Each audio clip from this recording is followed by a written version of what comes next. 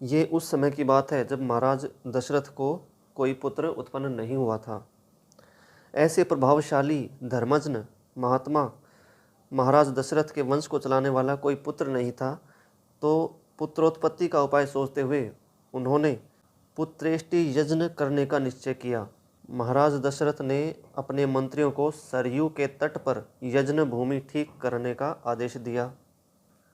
यज्ञ करने के लिए उन्होंने ऋषि श्रृंग को आमंत्रित किया।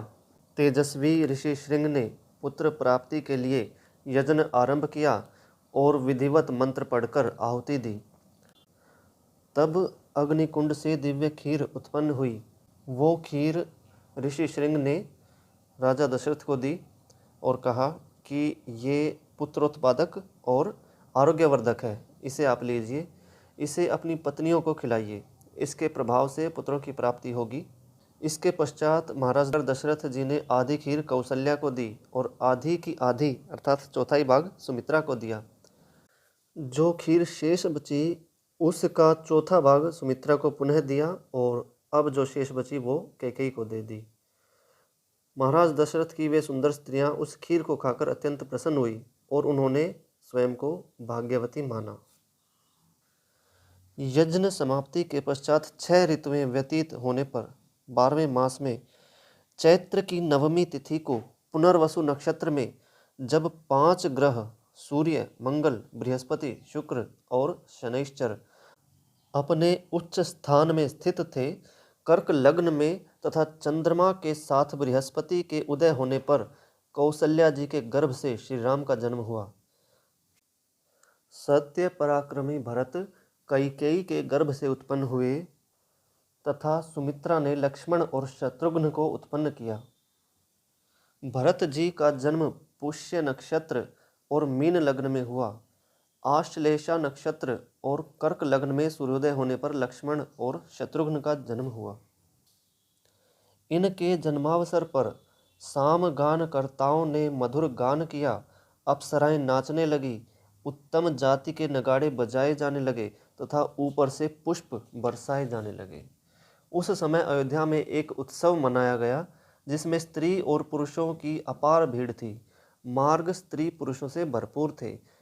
इस उत्सव में महाराज दशरथ ने सूत, मागध और बंदी गणों को पारितोषिक दिए तथा ब्राह्मणों को धन और शास्त्रों गायें प्रदान की।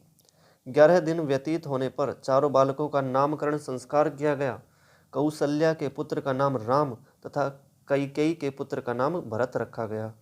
सुमित्रा के पुत्रों का नाम लक्ष्मण और शत्रुघ्न रखा गया। यह नामकरण संस्कार महर्षि वशिष्ठ जी ने संपन्न कराया। इन सब बालकों के निष्क्रमण, अन्नप्राशन आदि संस्कार भी महाराज ने यथा समय कराए। विवाह संस्कार होता है 13वां। उससे पूर्व 12 संस्कार कौन कौन से होते हैं? प्रथम, गर्भाधान संस्कार।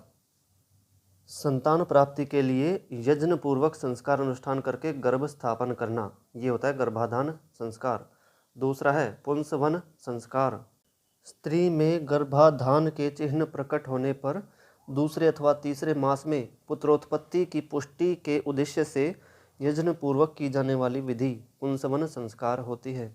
तीसरा, सीमंतोन्नयन संस्कार। गर्भ के चतुर्थ मास में गर्भ स्थिरता, पुष्टि एवं स्त्री के आरोग्य के लिए यज्ञ पूर्वक की जाने वाली विधि सीमंतोन्नयन संस्कार होती है। चौथा, जात कर्म संस्कार।